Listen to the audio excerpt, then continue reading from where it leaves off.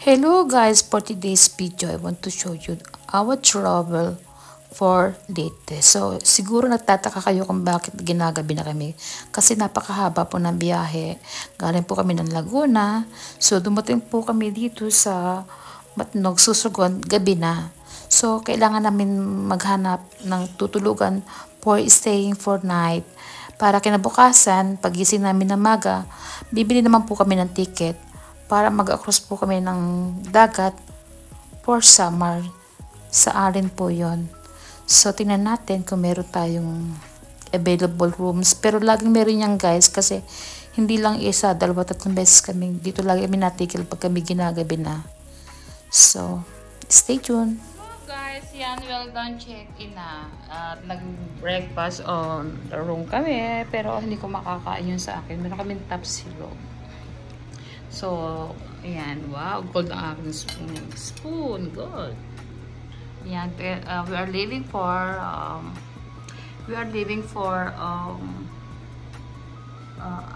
Matnog Dali? Yes. Yes. Ayan. Hi, Marie. Hello. Me. You ready, Mama? I'm here. Yan. Utay-utay na kami magbiyahe. Papunta ng bayan ng aking husband. Hello, Bobby! Good morning, world. Hello. Good morning, world. Yan, guys. Okay.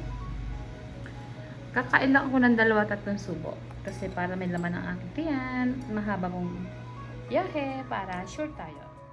Before leaving our transit. Transit. We go outside the room and then already paid all expenses namin dito sa loob.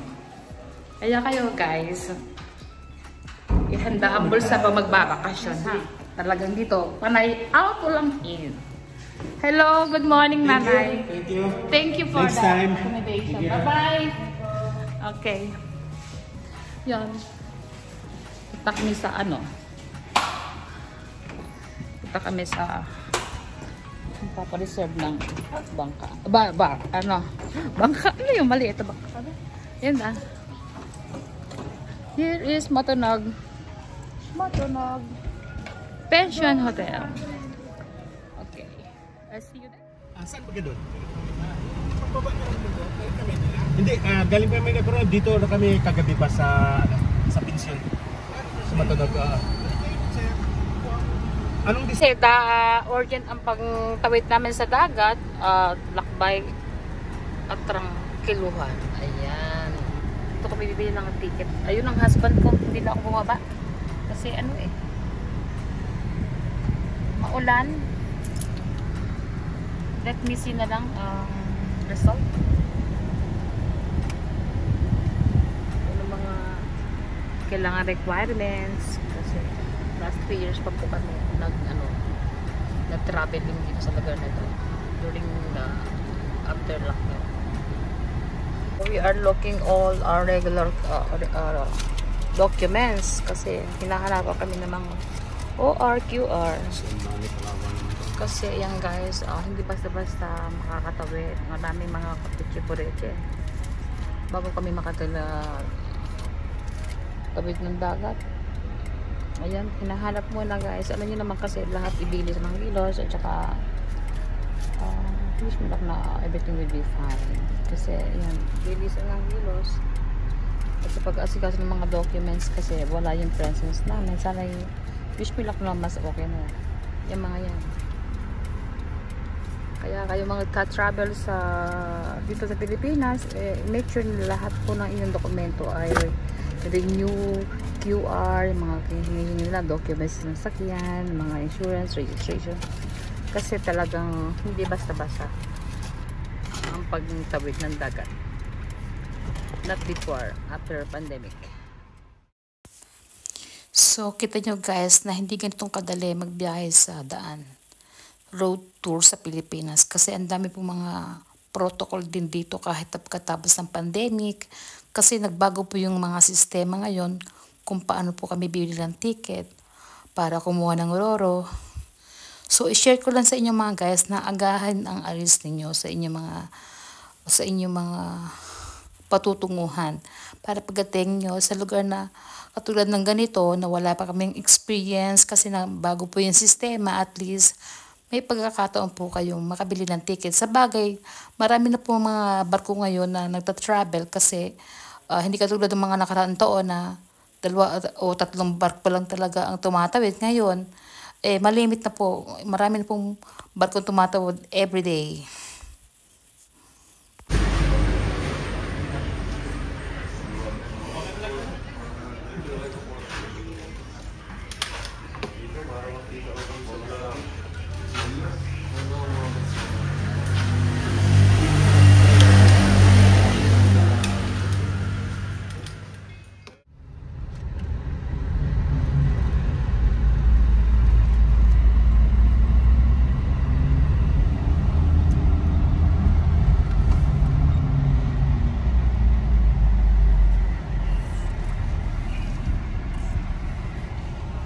God, dapat ikaw lumapit dito. Alas joke ka naman.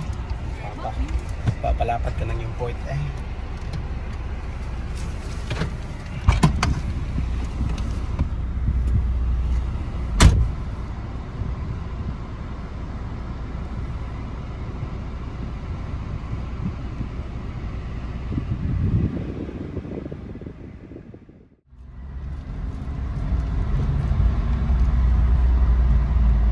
Ang ating dati. Tinawari ko agad. Siguro. Ito na yung aming block. Papasok pa tayo dyan? Hindi ko alam.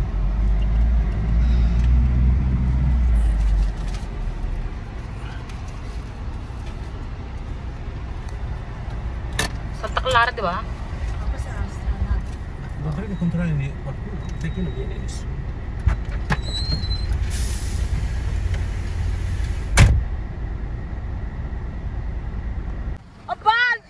Small world.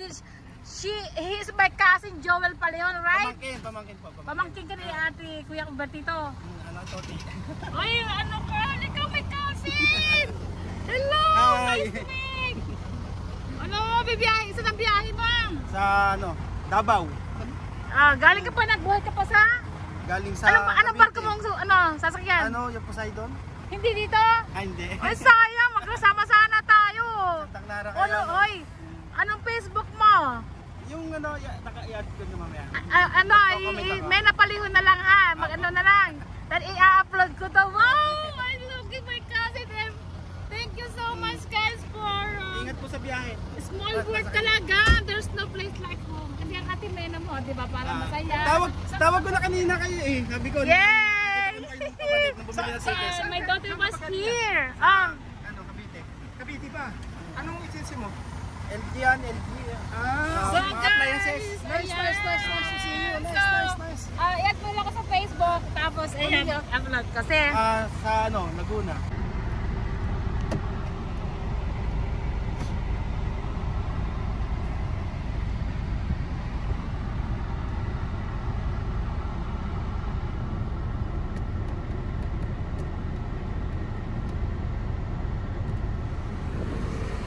Maria, this is where's your ticket? This for me and yours. Come on, go inside.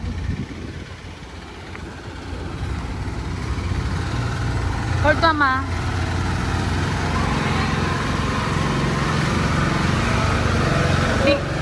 Ticket.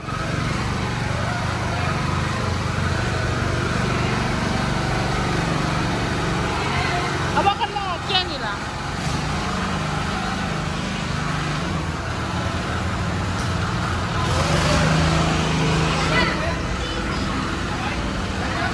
Si Daddy.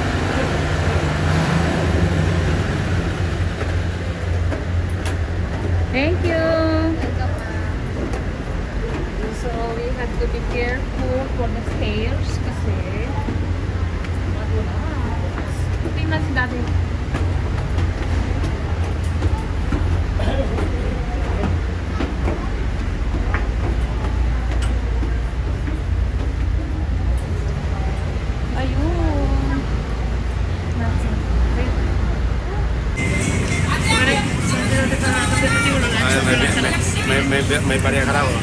Maria. Wala kang Maria. No, no.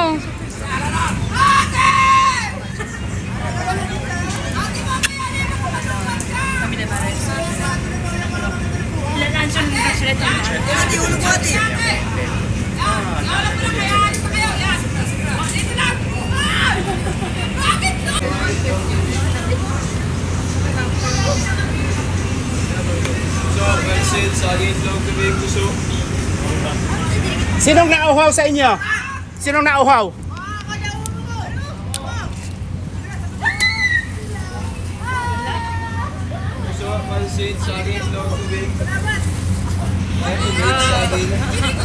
Ay, wait, sabi ko sa'yo, sinong nauhaw eh?